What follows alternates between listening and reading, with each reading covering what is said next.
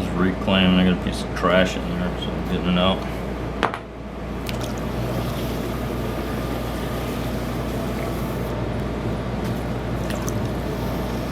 Making a bowl, small mixing bowl, leaving enough clay at the bottom so that I can trim it, put a foot on it.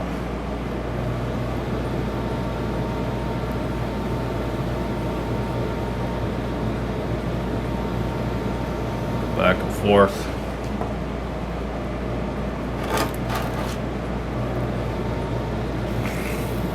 Press it using a curved grid so I can get that curve in the inside, but I also use a flat rib.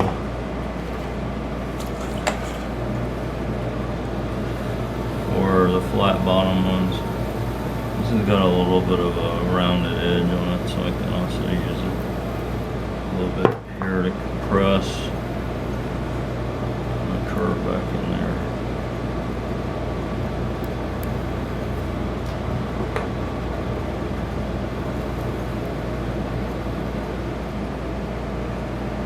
And if you do it a whole lot, like the compression, if you push hard enough, it will start,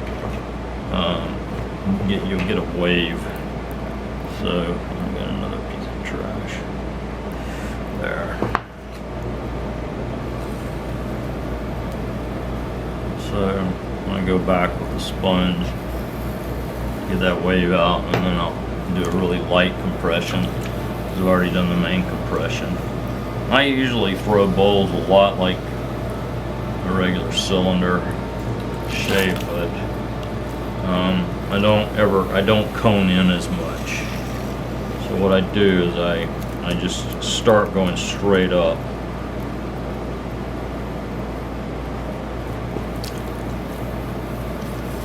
When I think I've got it thin enough, there I'm coning it in.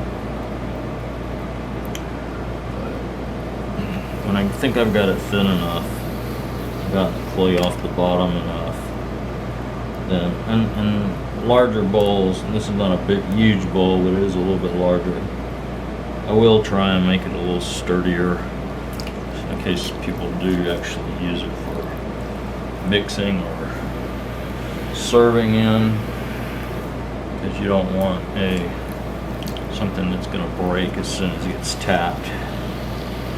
Once. Stoneware, if it's really thin, tends to be also brittle. Now, porcelain often is not that way. You can get, so this is basically a flower pot shape, and I could leave it like that. I'm gonna push it down like that. That'll help it hold its shape while I work on the inside to belly it out.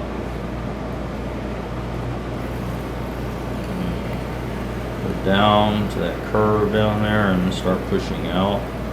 See it kind of wobbling a little bit. So I want to make sure it doesn't do that too much. And so I'm looking at the outside, but I also need to go back and look on the inside. Otherwise, I will have like some movement in the curve of the piece. So now I'm going to finish that curve at the bottom. Make sure it's like I want it. The best test for that, you don't want to push too hard just above the bottom, because where your curve starts. Because if you do, you're going to have it kind of buckle on you a little bit, and it'll have a. So the test is to take your fingers and go like that. The curve's pretty good.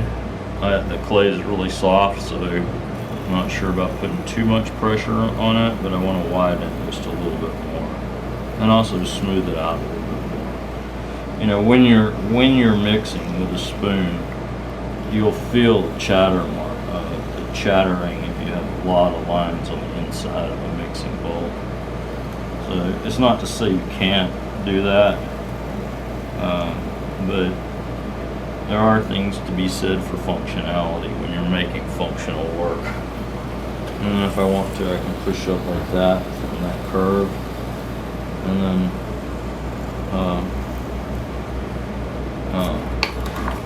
go back in and do a kind of final one. Make sure I've got it going all the way down to the bottom.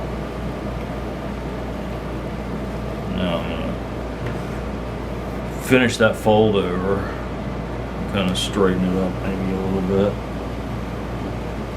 That way when I trim it, it'll be even on the bottom. You don't want to trap the air if you're going to fold over a rim.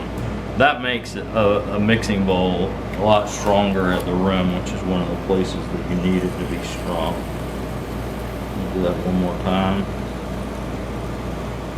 Go up, pull it out just a little bit more.